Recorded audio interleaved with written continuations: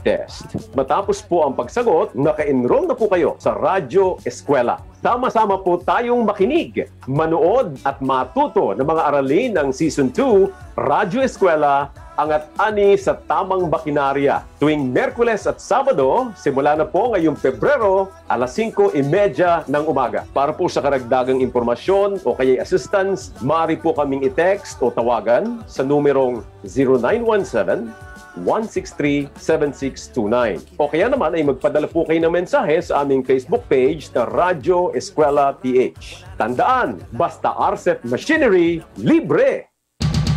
Ito ang DXDR 981 sa Dipolog City. Basta balita at serbisyo publiko. Tatak RMN.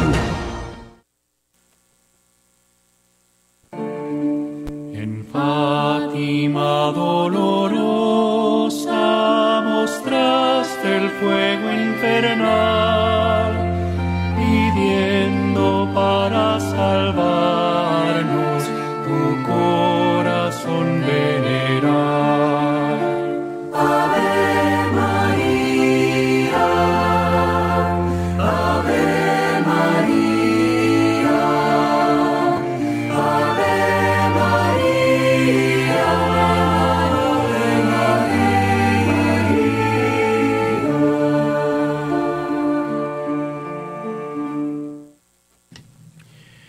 Okay, ani na usab ang tulumanon nga giuluhan ang kahayag sa pagtuong Katoliko. Uban gihapon ni ining ubos ninyong alagad sa maong tulumanon, Silbert Donduyano Senior alias Veritas. Okay, sa gihapon ang makauban nato no sa technical side si kasamang radyoman Danny Luod.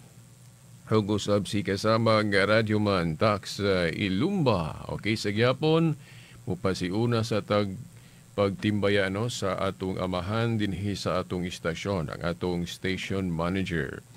Si kasamang radyoman Edgar Dagumo uban na sa iya gyud nga tibuok nga staff dinhi sa maong station o nga ato pong mga kasamang radyoman.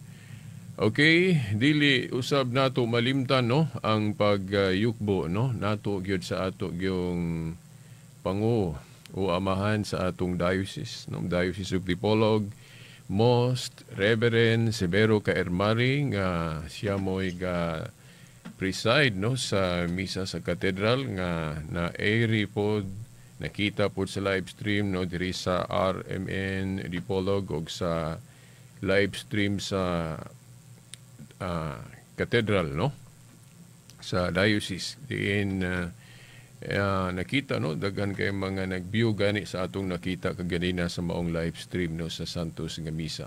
Okay, ang atong obispo gyud mo ga preside o ato usab nga pagyukbo sa kauban niyang mga nangamahan dinhi sa atong diocese ang mga kaparian sama pananglit sa ato yung Bible Director si Reverend Father Ramil Curong, si Reverend Father Ruin Salvo, Reverend Father Leonilo Dagpin Jr. o sa tanan nga mga kaparian nga mialayon kinila no sa pagpangamahan dinhi sa atong diocese no sa Diocese of Dipolog. Ug bisan na sa dili sa maong diocese no atong pagyukbo pagtahod kaninyong tanan.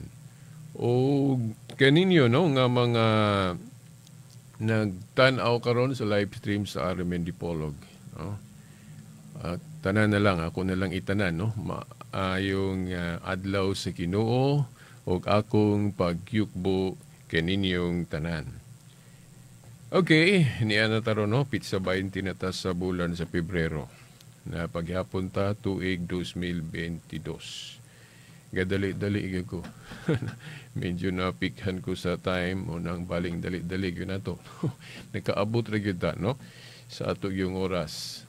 Kaya niya itong oras, 7:30 man no? Every Sunday. Sa buntag, 7:30 up to 8, no? Okay, so, okay. Now, dirita, no? Badayon sa atong maraton nga topiko mo yung kog maraton but pasabot dili nato dalion og human. Hinay-hinay lang ta, no? Ang tema nato mahitungod sa protocol sa panaghiusa. O particular pug ay ko ani nga topiko. Kay mo po ni gyud ang espesyal gyud nga gibungat nga pulong kining ni ang panaghiusa mo gyud ni ang kagustuhan sa atong Ginoo. Dili na ko malimtan gyud ang giasoy niya, no? Sa Juan 17:11 og San Juan 17:21 sa dihang nag-ingon siya, Amahan, mausa unta sila maingon nga ikaw ug ako usa. O giunsa to na niya? Giunsa ta niya paghiusa, no? Muna gitawag nato og protocol sa panaghiusa.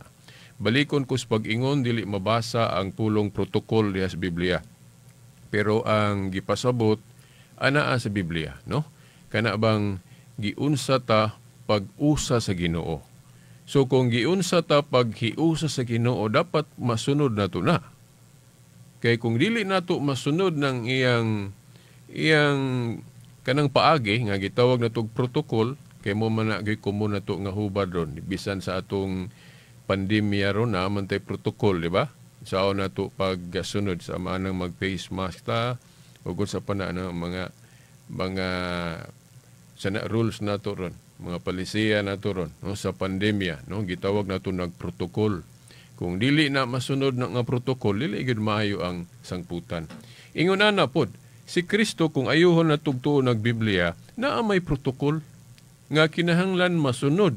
Sa gikaingon ko na sa dihang gi-announce niya ni Pedro ang iyang pagtukod o gingherian o pagtukod og iglesia, nagingon siya, Pedro, sa ibabaw ni ining bato, tukuron ko ang akong iglesia.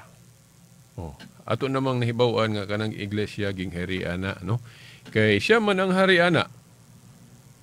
Kung usag gani kaging harian, si dili gid mawala ng hari kay unsaon na to pagtawag og gingherian kung walay hari. Na kinsa man ang hari ana? Si Kristo. Unya tan-awon din nato unsa ang structure anang gingherian. Kung naay hari, syempre naa na siya prime minister pod. Og dili man ni kay istorya lang nato nga watay gibasihan. Mubalik din ta sa karaan nga gingherian sa Dios nga gidumalaw mga tao sama ni David og pila pa to ka tao gani nga nagalingkod anang trono sa pagkahari ni David. Nato si King Hezekiah. Then during sa panahon ni King Hezekiah na ato'y prime minister, nga unsa galito'y simbolo nga himuon kang prime minister. Kanang prime minister mao na siya kanang dako-dako sa hari. Siya mo'y mo represent og wala diha ang hari. Mayordomo na sa hari. Pwede na ito na mapakasama pananglit sa atong nasod sa Pilipinas, ang hari na ito maunang presidente. Di ba? Ang presidente na siya vice presidente. Anong na may vice presidente, vice president? Kaya kung wala diha ang hari na ay mo represent sa hari, mauna ang vice. Unya, ang atong Ginoo pa di kay balo mamili og iyang representative. I don't think so. Kabalo ganita ang Ginoo na inoy di kay balo. Di ba? So dapat masunod na og kinsa ang gipili sa Ginoo nga mahimong mo represent niya kung wala na siya diha iyang personal presence, dapat sundo nato na kay kung dili nato na masunod, amo na ron nagkabuag sa ta. Ing nako dili mao akong giistorya. Sa dihang wala nato masunod na nga protokol, nagkausa ba ta? Di ba? Oh. Kinsa ang gipili ni Kristo nga mahimong prime minister niya? Kay siya man ang hari. Unya, unsay simbolo ana, himuon kang prime minister, daga din ta sa Isayas. Kinaaman diha, sa Isayas ang structure sa usa ka gingherian. Dili na magali kinahanglag bersikulo ni kay bisan sa gingherian sa tao na magyun ni prime minister. Di ba? Sa Biblia, ang ilhanan nga himuon kang prime minister, kanang right hand sa hari, ang ilhanan kung gitugyanan ka og Yahweh. Yahweh sa gingherian. Nga sa man na mabasa ron. Nasa Isayas 22. No? Isayas 22, tudling 21 hangtod sa 22. Nga, ni ana nga panahon na ato'y prime minister gitugyanan sa Yahweh nga ang ngalan Shebna. Shebna. Dayon si Shebna, ang iyang pagka-prime minister dili example sa lawayon ng iyang pagka-prime minister. Mao ni prueba gali nato kung ano nga sa history na apoy mga santo papa nga dili maayo og kanang dungog, di ba? Pero gamay ra man na sila ikumpara sa mga santo papa ang buutan. Research ra gud mo og list kanang kinabuhi sa mga santo papa. Di ba pila ra ka lugas ng mga santo papa nga dili maayo og dungog. Whereas pag kadaghang kayong mga santo papa ang buutan. Di ba?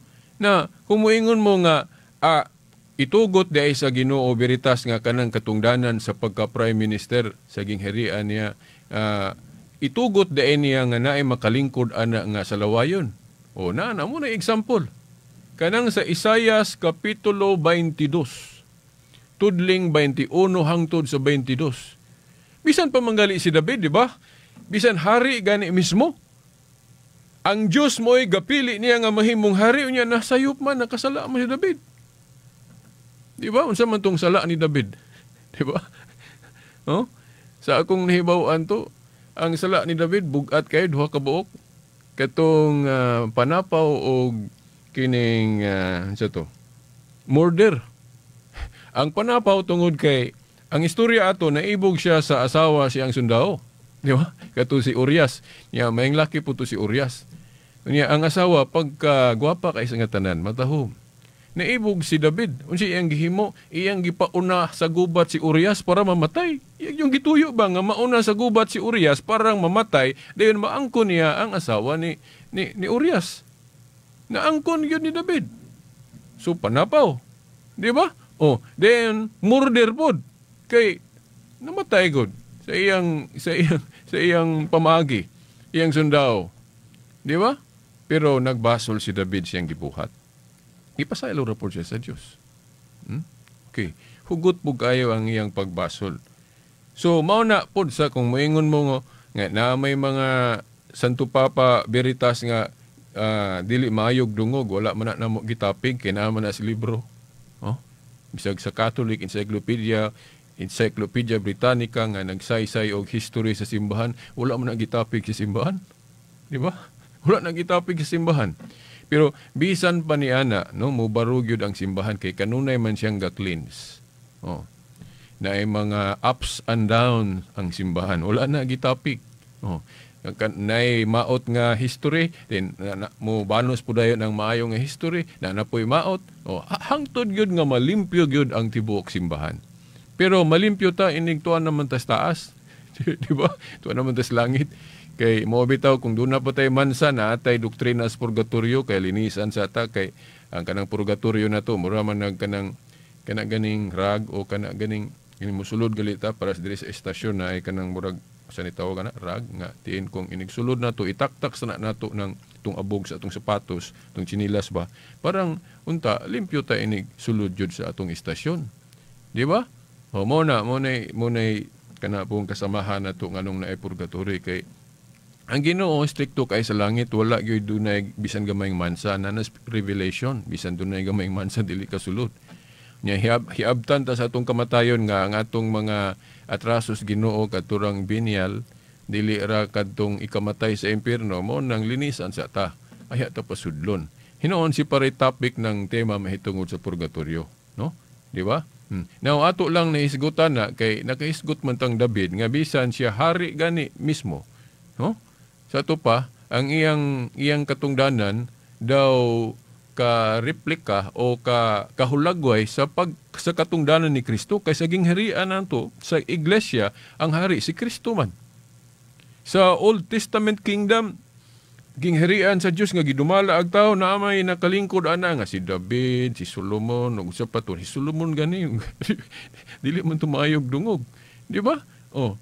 Nya moingon mo nga nganong naay mga leader sa simbahan nga mga kuan mao lagi na kay ang Ginoo nagtugot siya nga dunay makalingkod nga mga dili maayo sa mga kanabang katungdanan niya diri nga gitukod sa yuta. Pero wala siya mag-ingon nga Ay siya mo yung nagbuot nga mahimo na silang daotan, mahimo na silang badlungon. No, wala mo po sa sulti iana, no? Wala. Ang tao na ay free will, no? Pwede siya mo violate o mo supak sa iyang unsay mandato sa iyang katungdanan, pwede po siya musubay. Kana bitaw ang katungdanan nato sa atong sa kaning mga leader nato sa atong nasod sa mas presidente. Dili man ta makaingon nga mga limpyo gyud na sila, di ba? Pero dili ta kaingon nga bogos o piki ang ilang katungdanan tungod lang kay ang ilang pagkatao kuan dunay mga apan, di ba? So ingon ana usab kanang office o katungdanan sa pagkasanto papa akong balikon sa pag-ingon sa atong tema sa protocol sa panaghiusa. Okay, gitawag nato na siya og Pope o Santo Papa o Holy Father. Actually titulo na sa Dios. No? Kaya unsa man dayon ang Holy Father? Balaan nga amahan. Kinsa may balaan nga amahan, di ba mao man ang Dios? Nya ngano man nga gigamit nato na sa pagtawag sa katungdanan sa atong leader sa atong simbahan.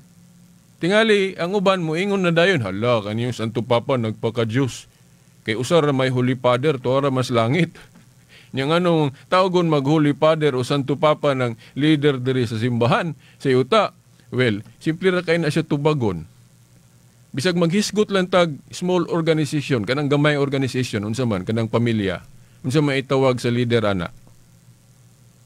Tatay, Father, bisan pa dili mga Katoliko, ang itawag sa leader sa pamilya, tatay gihapon, amahan gihapon, nanay, tatay gihapon.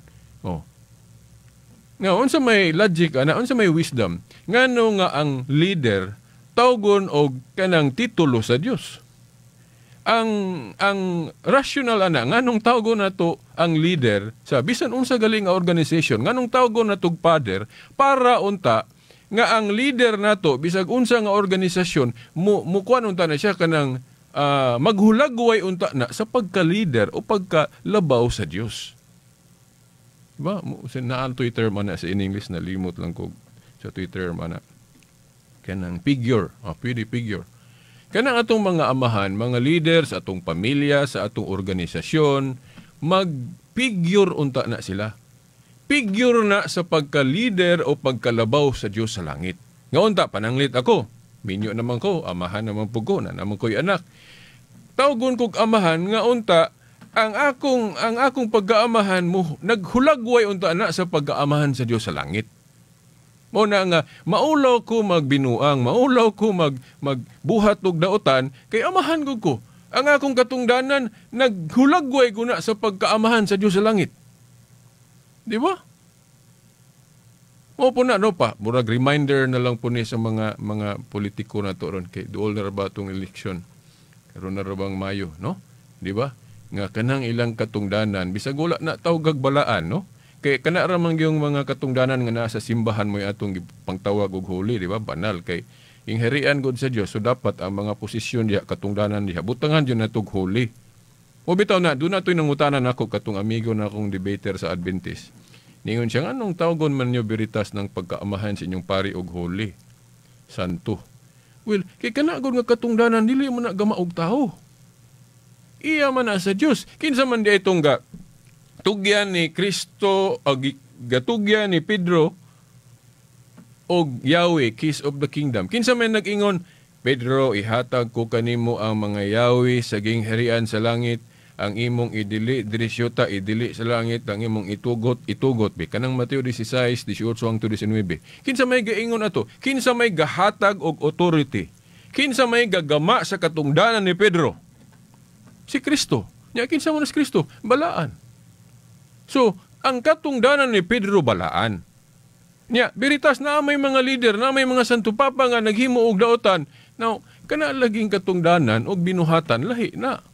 Mahimo nga ang imong katungdanan balaan pero ikaw nga galingkod sa maong katungdanan hugaw. Mahimo na.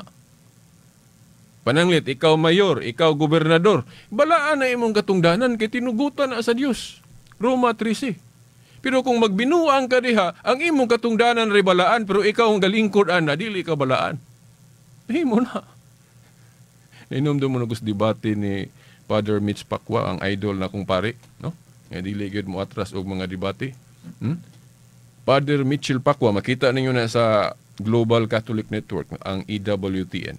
Na siya programa diha nga or taga-adlaw gali na about tradition. Okay. Sa dihang ang iyang kontras debate niingon nga naa may mga badlungon bad popes. Ingon ra siya bitaw. Nya katupog ko nung iyang amahan giingnan siya kay dili siya. Ang iyang amahan ko dili gusto magpare siya.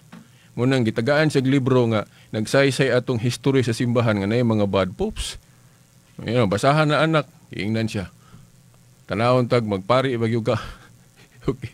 Ako nakabasa naman ko na tay ingon siya. Okay. Nalipay kay kung nakabasa na. Oh. Kay out of kana kuno mga panghitabo nakita pod nga ang Ginoo nagpadala og mga mensahero nga kanunay garinyo. O ga angtod karon garinyo pa mo ng simbahan. O bitaw nang kana lang doktrina sa purgatorio. Unsa may but pasapot ana cleansing. Kay i-purify lagi ta ang simbahan sige pang ga-purify. Wala ta mo ingong limpyo na tatanan kay hugaw gyud ta mga kasasala gud ta. Muna nga, tungod sa gugma sa Ginoo, mo nang na purgatorio, mo nang siging renewal ang ato mga pare gani naagyoy tagatuig yun na mag-renew, di ba? Oh, yan na sila yung mga say tawag ana mga recollection. Oh, kay sila mismo aminado sila nga naap sila kakulangon na sila yung mga sala nga dili man na nila kanang mga sala nila kay balo na sila nga dili na requirement nga pasakon sila dito sa langit. Mo nay makapa sana may mga apan no nga unta magtabangay ta aning simbahan sa pag-cleanse dili gub-o na to mo nang ako supak gyud ko anang mga taki sa Katoliko nga ang tumong pagguba sa Katoliko ano man mao guni ang tinuod nga simbahan nganong gub-on man ni nato pero dili ko mosupak anang mga taki kanang constructive criticism nga pang pahinumduman ang mga pari sa ilang tahas nga sawayon sila sa dili nila maayo nga mga example no dili ko mosupak ana nga ang tumong to cleanse pag purify sa simbahan pero kung nagali mga take nga ang tumong aron maguba ang simbahan mosupak gyud ko ana pero kung halimbawa si Sir Mark diri akong kauban radyoman iyang birahan yang atakihon ang simbahan ang iyang tumong pagguba sa simbahang Katoliko, amusupak yung kuha ni Sir Mark. Pero kung ang rason, ang tumong ni Sir Mark, Radyoman Mark Macroya, ang iyang tumong pagsaway sa simbahan para matulid na ato mga pare, no? Magtarong sa ilang tahas, amo kikuha ni Sir Mark. No? Usami ni ana. No? So, mauna. So, kita dire sa simbahan, wala man ta mga ingong mga limpyo ta. Di ba? Oh. Wala ta maingog mga limpyo ta. Naatay mga tulubago na tubangan si Ginoo. Pero unta, ug unsa man ang simbahan nga gisugdan ni Kristo, diha lang unta ta magtabangay. Sao ni kay daghan kitang problema, di ba? Daghan kitang problema. Oh. Ang atong himuong medyos, ang atong himuong resort kung naanay mga problema, maghimo maglaing balay. Mura kana bang adi man ko ganahan aning balay hugaw kay nga tanan. Ato ko spikas dito ko maghimo kog laing balay dito. No way. Makaako ka nga maghimo kag laing balay limpyo nya ang imong balay original hugaw. Makaako ka na. I don't think so. Okay. Now, atong tabangan og limpyo ang atong balay nga hugaw. Dili ta maghimo og laing balay kay wala ta suguas Ginoo ana nga maghimo tag laing balay. Di ba? So pahinumdum po ni sa mga igsuon nga naghimog mga simbahan nga gwapo ron nga nidbulag sa Katoliko. May kay nalipay rapod mo nga, hallelujah, praise the Lord. Oh, pero ang original nga balay, ipasagda na to. Di ba? Ako di ko kakakuha. Muna siguro, tingala mo anong si Veritas, die hard kayong Katoliko.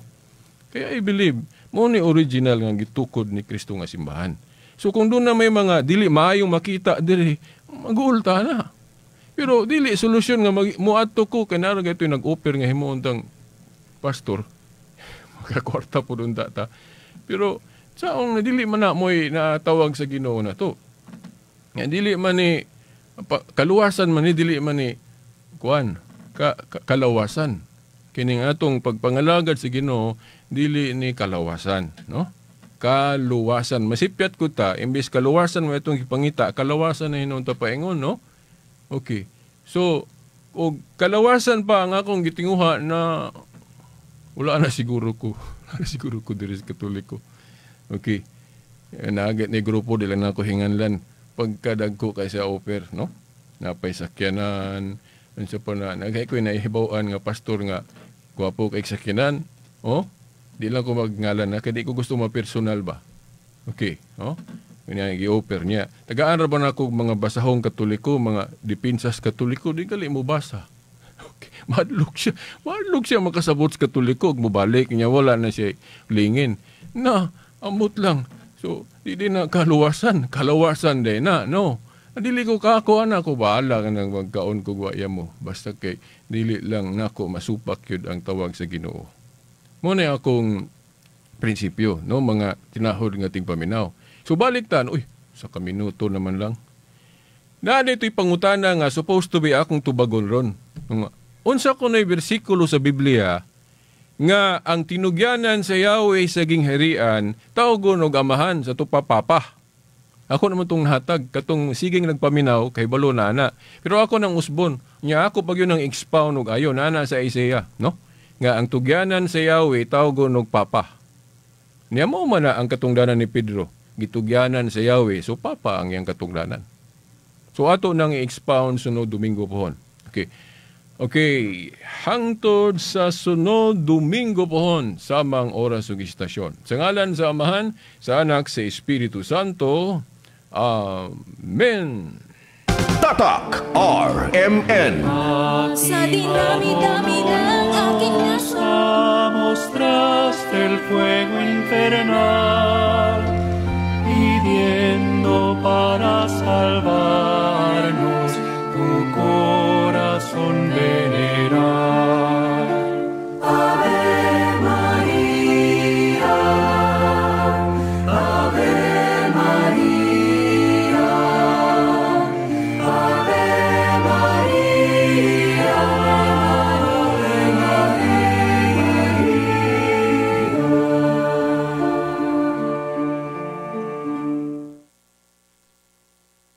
Tak RMN. sa din